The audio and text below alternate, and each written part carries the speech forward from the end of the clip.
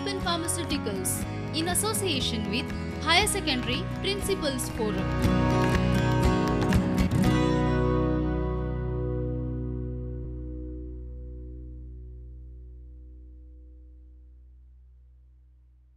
नमस्कार, मी श्री भूमिका उच्च माध्यमिक विद्यालयामधून मराठी शिक्षिका श्रद्धा भानुदास गवंडी। आज आपण तुमच्या पाठ्यपुस्तकातील सांगा कसं जगायचं ही मंगेश पाडगावकरांची कविता घेणार आहोत। तर सांगा कसं जगायचं, मंगेश पाडगावकर। शीर्षकाचा जर आपण विचार केला ना तर हा एक प्रश्न आहे की सांगा कसं जगायचं, आणि हा प्रश्न आपल्या रोजच्या आयुष्यातला आहे, आपल्या दररोजच्या जगण्याशी संबंधित आहे। आपण माणूस म्हणून जीवन जगतो, जगत असताना बऱ्याचदा अनेक संकट आपल्या आयुष्यात येतात। बऱ्याचदा आपलं असं होऊन जातं की पुढे काय करावं आणि आपल्याला सुचतच नसतं की आपण पुढे काय करायचं। आपण हताश होतो आणि असं होतं आपलं की इथून पुढे काय आता। तर अशा वेळेला, ज्या वेळेला आपल्याला मार्ग सुचत नाही, आयुष्य कसं जगावं हे समजत नाही, बऱ्याचदा माणसं जी आहेत ती कन्फ्यूज होतात, काय करावं तेच कळत नाही। ज्या वेळेला आपण एखाद्या समस्येमध्ये अडतो आणि तिथून कसं बाहेर पडावं हे आपल्याला कळत नाही, म्हणजे इथून पुढे काय हा ज्यावेळी प्रश्न येतो ना त्यावेळी आपल्याला काहीच सुचत नसतं आणि समजत सुद्धा नसतं की काय करावं पुढे। तर अशा वेळेला पाडगावकरांची ही कविता जी आहे ती आपल्याला सुंदर असं मार्मिक मार्गदर्शन करते, एक आशावाद आपल्या मनामध्ये निर्माण करते ही कविता की कसं जगायचं याबद्दल पाडगावकरांनी एक सुंदर विवेचन केलं आहे। या कवितेमध्ये मार्गदर्शन केलं आहे आपल्याला की आपण कसं जगावं आयुष्यामध्ये। कवितेकडे वळण्या अगोदर आपण मंगेश पाडगावकरांबद्दल थोडक्यात जाणून घेऊया। कविवर्य मंगेश पाडगावकर हे मराठी साहित्यातील एक प्रतिभावंत कवी आहेत। कविवर्य मंगेश पाडगावकर यांचा जन्म जो आहे तो 1929 साली महाराष्ट्रातील सिंधुदुर्ग जिल्ह्यामधील वेंगुर्ला या गावी झाला आणि त्यांचं निधन 2015 साली झालं मुंबईला। तसंच त्यांचं शिक्षण हे MA पर्यंत त्यांनी मुंबई विद्यापीठातून केलं आहे, मराठी व संस्कृत अशा 2 विषयांमधून। त्यांचे काही गाजलेले कविता संग्रह आपण पाहूया। जिप्सी, छोरी, सलाम, धारानृत्य, बोलगाणी, राधा, गझल इत्यादी हे त्यांचे काही गाजलेले व लोकप्रिय असे कविता संग्रह आहेत। इतर अनेक कविता संग्रह त्यांच्या नावावर आहेत। त्याचप्रकारे मंगेश पाडगावकर यांच्या काव्याची वैशिष्ट्ये आपण पाहूया। सुरुवातीला आपल्या आयुष्यामध्ये त्यांनी निसर्ग संवेदनात्मक काव्यलेखन केलं की निसर्गाशी निगडित संवेदनात्मक अशा प्रकारचं काव्यलेखन त्यांनी केलं। त्याचबरोबर उत्कट प्रेमभाव व्यक्त करणाऱ्या कवितासुद्धा त्यांनी लिहिल्या आहेत। विडंबन काव्य अर्थातच विडंबन कविता जो प्रकार आहे तो त्यांनी हाताळला आहे। सामाजिक जाणीवेच्या कविता, सामाजिक जाणीव असलेल्या कवितांचं लेखनसुद्धा पाडगावकरांनी केलेलं आहे।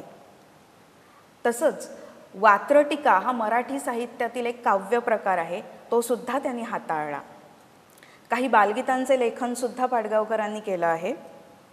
आणि वैशिष्ट्य म्हणजे संत कबीर व संत मीराबाई यांच्या काव्याचे त्यांनी अनुवाद केले आहेत। तर अशा या मराठी साहित्यातील प्रतिभावंत कविवर्य मंगेश पाडगावकर यांच्या नावावर असलेले पुरस्कार आपण पाहूया। इसवी सन 1980 साली साहित्य अकादमीचा पुरस्कार त्यांच्या सलाम या काव्यसंग्रहासाठी त्यांना प्राप्त झाला। तसेच 2008 साली महाराष्ट्र भूषण पुरस्कारही त्यांना प्राप्त झालाय आणि इसवी सन 2013 साली पद्मभूषण पुरस्कार त्यांना प्राप्त झालाय। तर अशा या प्रतिभावंत कवीची कविता आज आपण घेणार आहोत, सांगा कसं जगायचं। मी कविता वाचते आणि आपण कवितेचं स्पष्टीकरण बघून घेऊया. तत्पूर्वी कवितेची मध्यवर्ती कल्पना जी आहे ती आपण जाणून घेऊया. तर ही कविता आपल्याला काय सांगते की हसत खेळत प्रसन्नपणे जीवन जगण्यात मौज आहे असा एक सकारात्मक विचार व्यक्त करणारी ही कविता आहे. थोडक्यात काय तर जीवनाकडे पाहण्याचा दृष्टिकोन नेहमी सकारात्मक असावा असं कवी आपल्याला सांगताय. आयुष्यामध्ये जगायचं कसं हा ज्यावेळी प्रश्न निर्माण होतो त्यावेळी कवीने इथं प्रत्येक नाण्याला जशा दोन बाजू असतात तशा आयुष्याला सुद्धा दोन बाजू असतात. एक चांगली आणि वाईट, सकारात्मक आणि नकारात्मक. आणि आयुष्य जगत असताना आपण नकारात्मक मार्गाने जायचं की सकारात्मक मार्गाने जायचं हे सर्वस्वी आपल्याच हातात असतं. हा विधायक विचार जो आहे आणि आयुष्याकडे बघण्याचा दृष्टिकोन, एक सकारात्मक दृष्टिकोन आपला काय असावा तो कवीने येथे सांगितलेला आहे. मी कविता वाचते. सांगा कसं जगायचं, मंगेश पाडगावकर. सांगा कसं जगायचं, कण्हत कण्हत की गाणं म्हणत, तुम्हीच ठरवा. डोळे भरून तुमची आठवण कोणीतरी काढतंच ना. ऊन ऊन दोन घास तुमच्यासाठी वाढतंच ना. सांगा कसं जगायचं, कण्हत कण्हत की गाणं म्हणत, तुम्हीच ठरवा. डोळे भरून तुमची आठवण कोणीतरी काढतंच ना. ऊन ऊन दोन घास तुमच्यासाठी वाढतंच ना. शाप देत बसायचं की दुवा देत हसायचं, तुम्हीच ठरवा. सांगा कसं जगायचं. शाप देत बसायचं की दुवा देत हसायचं, तुम्हीच ठरवा. सांगा कसं जगायचं. काळ्याकुट्ट काळोखात जेव्हा काही दिसत नसतं, काळ्याकुट्ट काळोखात जेव्हा काही दिसत नसतं, तुमच्यासाठी कोणीतरी दिवा घेऊन उभं असतं. तुमच्यासाठी कोणीतरी दिवा घेऊन उभं असतं. काळोखात कुढायचं की प्रकाशात उडायचं, काळोखात कुढायचं की प्रकाशात उडायचं, तुम्हीच ठरवा. सांगा कसं जगायचं. पायात काटे रुतून बसतात हे अगदी खरं असतं. पायात काटे रुतून बसतात हे अगदी खरं असतं. आणि फुलं फुलून येतात हे काय खरं नसतं. आणि फुलं फुलून येतात हे काय खरं नसतं. काट्यासारखं सलायचं की फुलासारखं फुलायचं, काट्यासारखं सलायचं की फुलासारखं फुलायचं, तुम्हीच ठरवा. सांगा कसं जगायचं. पेला अर्धा सरला आहे असं सुद्धा म्हणता येतं. पेला अर्धा सरला आहे असं सुद्धा म्हणता येतं. सरला आहे म्हणायचं की भरला आहे म्हणायचं, तुम्हीच ठरवा. सरला आहे म्हणायचं की भरला आहे म्हणायचं, तुम्हीच ठरवा. सांगा कसं जगायचं. बोलगाणी या संग्रहातील ही कविता आहे. कविवर्य मंगेश पाडगावकर यांचा बोलगाणी नावाचा एक कविता संग्रह आहे, त्यातून ही कविता घेतलेली आहे. तर या कवितेमध्ये कवीने आयुष्य जे आहे ते हसत खेळत जगण्यामध्येच मजा आहे असा एक दृष्टिकोन ठेवून आपण जगलं पाहिजे असा विचार व्यक्त केला आहे. तेव्हा बऱ्याचदा आयुष्यामध्ये जगावं कसं हा प्रश्न प्रत्येकालाच पडतो आयुष्यामध्ये, की आपल्याला काहीच कळत नाही की इथून पुढे आता काय. बऱ्याचदा आपण संकटात सापडल्यानंतर विचार करण्याची जी प्रवृत्ती असते माणसाची ती नाहीशी होते आणि आपल्याला पुढं काय करायचं, इथून पुढे मार्गच दिसत नाही असं होऊन जातं. दुसरं म्हणजे यातून एखाद्या समस्येतून बाहेर पडण्यासाठी माणसाकडे काय असावं, तर मुख्य गोष्ट म्हणजे साहस किंवा धैर्य. त्यानंतर विचार करण्याची जी प्रवृत्ती असते ती आपली नेहमी सकारात्मक असावी आणि त्यातून हळूहळू आत्मविश्वास निर्माण होतो आणि आत्मविश्वासाच्या बळावर माणूस कोणतीही गोष्ट साध्य करू शकतो. आपलं आयुष्य कसं जगावं, कोणते निर्णय घ्यावे आपल्या आयुष्याशी संबंधित हे सर्वस्वी आपल्याच हातात असतं. म्हणून पाडगावकर म्हणतायत की तुम्हीच ठरवा. सांगा कसं जगायचं. की आपलं आपण ठरवलं पाहिजे आणि आपल्यापुरतं आपल्याला ते आपलं ठरवता आलं पाहिजे. की जगणं हे सर्वस्वी आपल्या हातात आहे. वामनराव पै यांनी सुद्धा म्हटलेलं आहे बघा, तूच आहे तुझ्या जीवनाचा शिल्पकार. तसंच आहे ते की तुमच्या आयुष्याला आकार देणं हे तुमच्या हातात आहे. आपण कवितेकडे वळूया. सांगा कसं जगायचं, मंगेश पाडगावकर. सांगा कसं जगायचं, कण्हत कण्हत की गाणं म्हणत, तुम्हीच ठरवा. कण्हत याचा अर्थ कुरकुरत, की आयुष्यामध्ये असं होतं ना आपल्या, की माझ्याच सोबत का आहे, मीच का प्रत्येक वेळी, असं प्रत्येकाला वाटतं एखाद्या क्षणी. तेव्हा की कसं जगायचं आपण, कण्हणं जे असतं की तेच तेच पुन्हा पुन्हा कुरकुरणं, की आपल्याच आयुष्यामध्ये असं का, आपल्यालाच हे असं का, की प्रत्येक वेळी मीच का, ह्याला कण्हणं म्हटलं जातं. तर सांगा कसं जगायचं, कण्हत कण्हत की गाणं म्हणत, तुम्हीच ठरवा. गाणं म्हणणं हे आनंदाचं प्रतीक आहे. माणूस आनंदात असला की तो गाणं म्हणतो, गुणगुणतो. तेव्हा आपण कसं जगायचं, एखादा प्रॉब्लेम आल्यावर, एखादी समस्या निर्माण झाल्यावर त्याच्यातच कुरकुरात बसायचं, की तो क्षण ओलांडून पुढे जायचं, आनंदाने गाणं गात जीवन जे आहे ते जगायचं. काय करायचं आपण, हे सर्वस्वी तुम्हीच ठरवा असं कवी सांगतायत. की सांगा कसं जगायचं, कण्हत कण्हत की गाणं म्हणत, तुम्हीच ठरवा. की जगण्याविषयीच्या बाबतीत आपल्याला रडत बसायचंय की पुढे जायचंय. आलेलं संकट धैर्यानं सामोरं जाऊन ते ओलांडून आयुष्यामध्ये आनंद लुटत पुढे जायचं आहे. आणि यासाठी मनामध्ये जो सकारात्मक विचार हवा तो कुठून मिळणार आपल्याला, कुठून प्रेरणा मिळेल, तर डोळे भरून तुमची आठवण कोणीतरी काढतंच ना. ऊन ऊन दोन घास तुमच्यासाठी वाढतंच ना. जगामध्ये आपली इतरही आपुलकीची माणसं आहेत याची जाणीव असणं महत्त्वाचं आहे. आयुष्य जगत असताना आपण स्वतःपुरते इतके स्वार्थी होऊन जातो की आपल्या अवतीभवतीच्या माणसांचा आपल्याला विसर पडून जातो. या जगामध्ये आपली आपुलकीची मायेची माणसं आहेत जी कधी ना कधी आपली आठवणी काढतातच. तर त्यांच्यासाठी आपल्याला जगलं पाहिजे, हा जो सकारात्मक विचार आहे याची जाणीव असणं आपल्याला गरजेचं आहे. ऊन ऊन दोन घास तुमच्यासाठी वाढतंच ना. आता विद्यार्थ्यांचंच उदाहरण घ्यायचं झालं तर शाळा सुटून भर दुपारी तुम्ही घरी गेल्यानंतर तुमची आई म्हणा किंवा घरचे सदस्य म्हणा तुमच्यासाठी गरम गरम जेवण तयार ठेवतात. तुम्ही शाळेतून आल्यावर हातपाय धुतल्यानंतर तुमच्यासाठी जेवणाचं ताट तुमच्या समोर येतं. तर तुमच्या पोटाची व्यवस्था, तुमच्या भुकेची व्यवस्था, जेवणाची व्यवस्था ही आपुलकीची मायेची जी माणसं असतात, आपली माणसं, ती करतात. तेव्हा आपल्याला जाणीव असणं महत्त्वाचं आहे की जगामध्ये आपण स्वतःपुरते जगत नाही आहोत. आपल्या भोवती आपली इतर माणसंसुद्धा आहेत. याची जाणीव ज्यावेळी आपल्याला असेल तेव्हाच आपण जगण्याकडे एका सकारात्मक दृष्टिकोनातून बघू शकतो आणि जीवन जे आहे ते पुढे पुढे जाऊन आनंद लुटत जगू शकतो.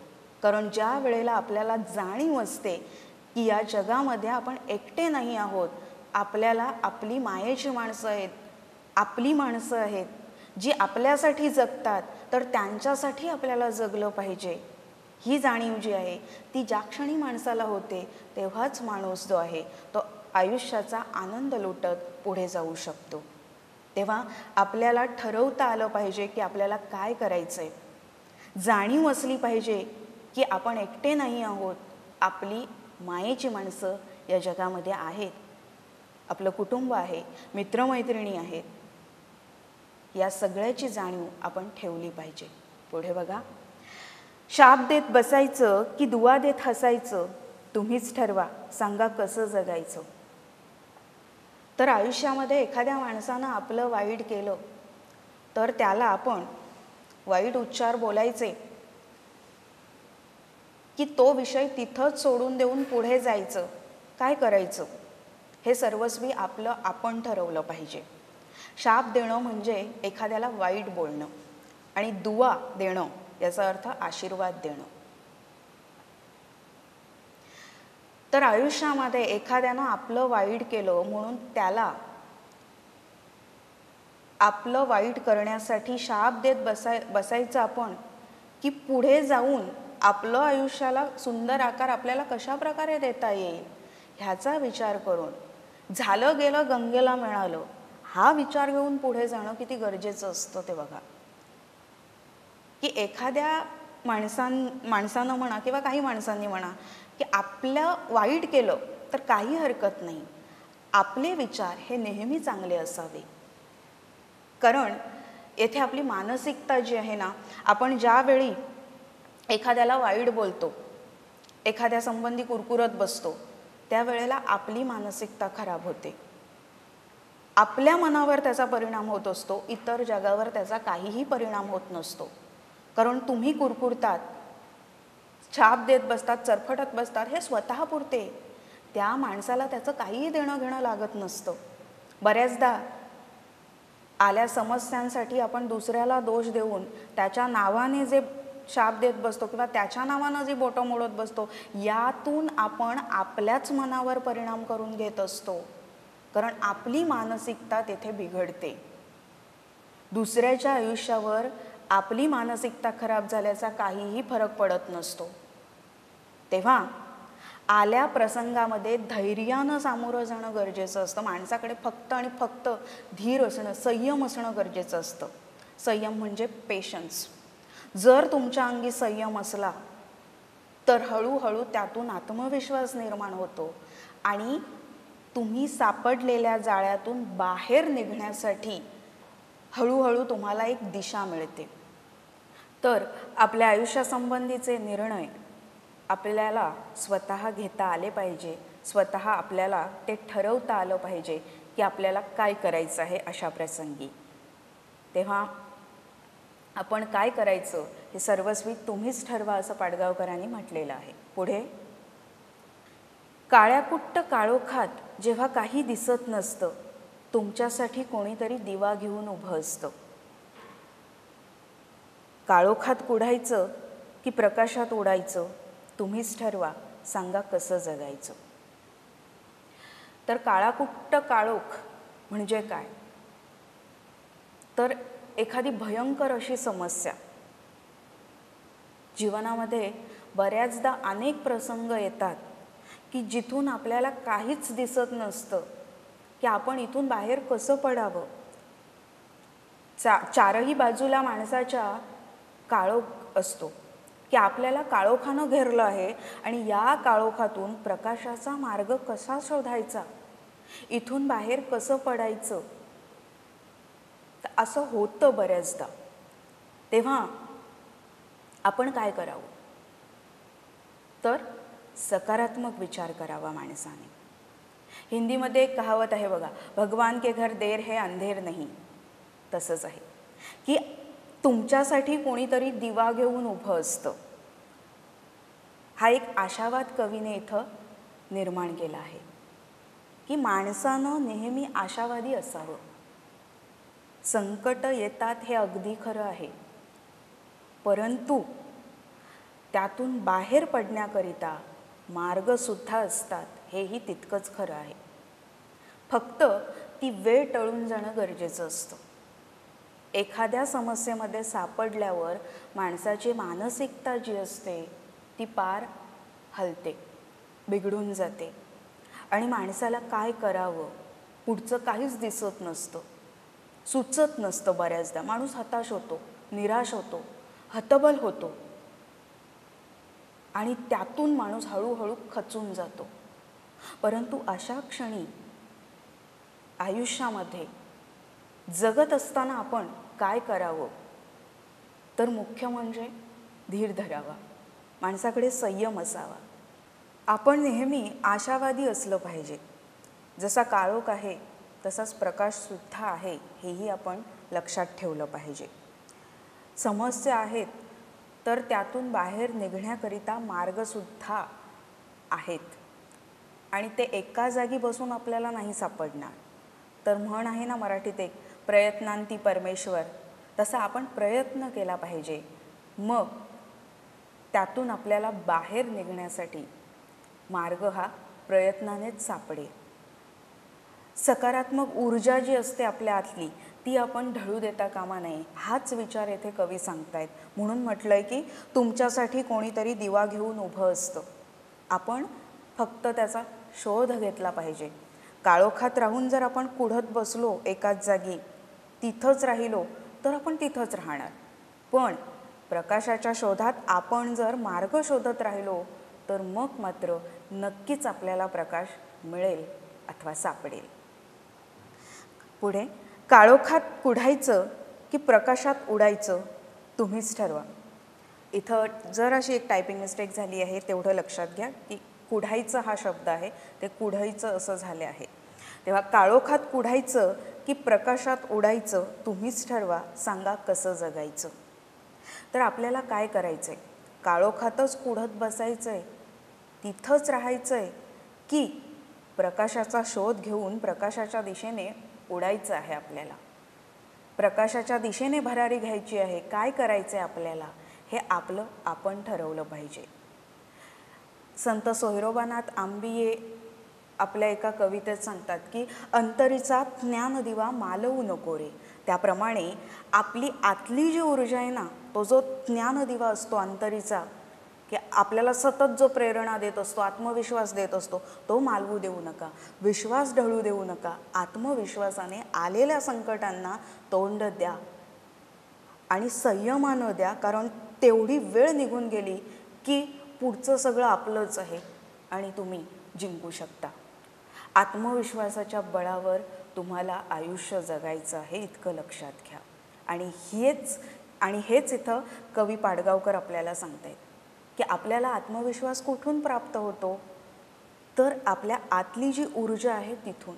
ती आपल्याला मालवू द्यायची नाही आहे, ती सदैव कायम तेवत ठेवायची आहे. तर ती ऊर्जा कशी प्राप्त होते आपल्याला? तर आपल्या विचारातून.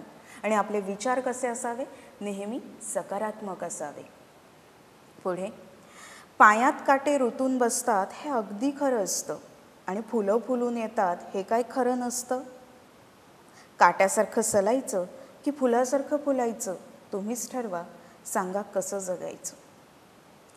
कवीने एक सुंदर उदाहरण दिलं आहे इथे की काटे आहेत आपल्या आयुष्यामध्ये, अगदी खरं आहे, परंतु काट्यासोबत फुलंसुद्धा असतात, हेही तितकंच खरं आहे.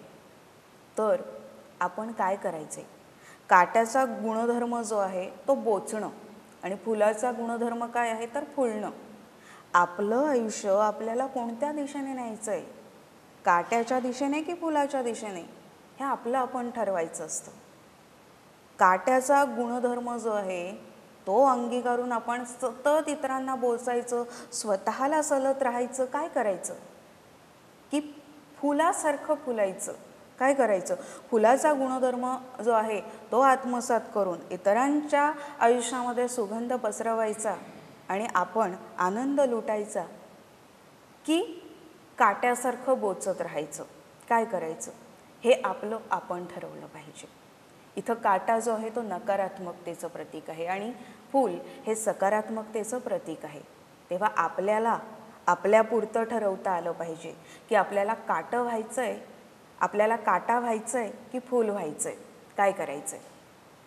म्हणून म्हटलंय की काट्यासारखं सलायचं की फुलासारखं फुलायचं तुम्हीच ठरवा, सांगा कसं जगायचं. आपल्याला आयुष्यामध्ये काटा होऊन जगायचं आहे की फूल होऊन फुलायचं आहे? काय करायचं आहे? एक साधं उदाहरण घ्या की फुलांमध्ये गुलाबाचं जे फूल आहे ते काट्यात राहून फुलतं. आयुष्यामध्ये काटे असतात हे अगदी खरं आहे.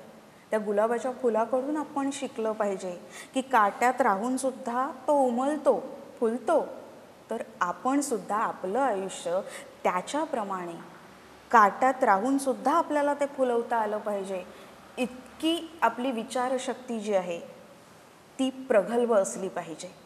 विचार करताना आपण जर नेहमी सकारात्मकतेचा विचार केला तर आपण काट्यात सुद्धा फुलू शकतो. कारण मनातला आशावाद आपल्याला ढळू द्यायचा नाही आहे. विचार करण्याची प्रवृत्ती ही आपल्याला सकारात्मक ठेवली पाहिजे. पुढे कवी याच बाबतीत एक सुंदर उदाहरण देत आहेत बघा. शेवटचं कडवं आहे, पेला अर्धा सरला आहे असं सुद्धा म्हणता येतं. सरला आहे म्हणायचं की भरला आहे म्हणायचं, तुम्हीच ठरवा. सांगा कसं जगायचं. एखादा ग्लास, त्याच्यामध्ये अर्धं पाणी आहे आणि अर्धा तो रिकामा आहे, तर त्या ग्लासकडे बघताना आपला दृष्टिकोन काय असावा किंवा काय असतो ह्याचा जर आपण विचार केला तर आपल्या आयुष्याचा दृष्टिकोन आपल्याला समजतो. ग्लास अर्धा भरलेला आहे आणि अर्धा रिकामा आहे. सरला म्हणजे रिकामा, अर्धा तो सरलेला आहे. आपल्या दृष्टीला काय दिसतं? सरलेला दिसतो पेला की भरलेला दिसतो पेला? यावरून आपला जो दृष्टिकोन आहे तो ठरतो. जे सरलेलं आहे त्याच्याकडे दुर्लक्ष करून जे भरलेलं आहे तिथं जर आपण लक्ष केंद्रित केलं तर आपलं आयुष्य नक्कीच सुंदर होईल. कारण आपल्याकडे जे नाही त्याच्यासाठी रडत बसण्यापेक्षा जे आपल्याकडे आहे त्यातून आपल्याला आपलं आयुष्य कसं सुंदर निर्माण करता येईल याकडे आपलं लक्ष असलं पाहिजे. जे नाही त्याच्यासाठी रडत बसण्यापेक्षा जे आहे त्याच्यात समाधान मानून त्यातून आपल्याला सुंदर असं पुढे काय घडवता येईल याकडे आपली विचारदृष्टी जी आहे ती असली पाहिजे. आणि सर्वस्वी ते आपल्याच हातात असतं की आपण काय करावं. आपला दृष्टिकोन आयुष्यात जगत असताना आपण कसा ठेवावा हे पाडगावकरांनी तुमच्यावरच सोडलेलं आहे की तुम्हीच ठरवा कसं जगायचं. जगण्याच्या इथे दोन बाजू मांडलेल्या आहेत, एक म्हणजे सकारात्मक आणि दुसरी नकारात्मक. त्यातून काय उचलावं हे आपल्या हातात आहे. सकारात्मकता उचलावी की नकारात्मकता उचलावी हे सर्वस्वी पाडगावकरांनी तुमच्यावर सोपवलं आहे. तेव्हा तुम्ही विचार करा की आपलं आयुष्य सुंदर बनवण्याकरिता, आपलं आयुष्य सुंदर बनवण्याकरिता आपल्याला काय गरजेचं आहे, सकारात्मकता की नकारात्मकता. आणि योग्य ती निवड करून आपण जर योग्य ते निर्णय घेतले तर नक्कीच आपल्या आयुष्याला योग्य अशी दिशा लाभते. तर अशा प्रकारे पाडगावकरांनी या कवितेतून हसत खेळत तुम्ही जीवन जगा, जीवनाचा आनंद लुटा असा एक चांगला विधायक दृष्टिकोन तुमच्यासमोर ठेवला आहे. आत्मविश्वासानं आलेल्या संकटांना सामोरे जा. म्हणजे सध्याच्या परिस्थितीचा सुद्धा तुम्ही जर विचार केला की आत्ता कोरोनाचा जो काळ आहे त्यातून आपण शाळेत येत नाही आहोत, तर प्रुडंट मीडियामार्फत आणि प्रिन्सिपल्स फोरमतर्फे त्याच्यातून हा जो मार्ग काढलेला आहे लेक्चर्स तुमच्यापर्यंत पोहोचवण्याचा, तर त्याचा पुरेपूर योग्य तो फायदा घ्या आणि आलेल्या परिस्थितीला तोंड द्या. ही वेळ टळून जाईल हा आशावाद मनात ठेवा आणि तुमच्या समोर जे वाढलं गेलं आहे त्याचा आस्वाद लुटा. सांगा कसं जगायचं या कवितेचे आपण प्रश्न पाहूया.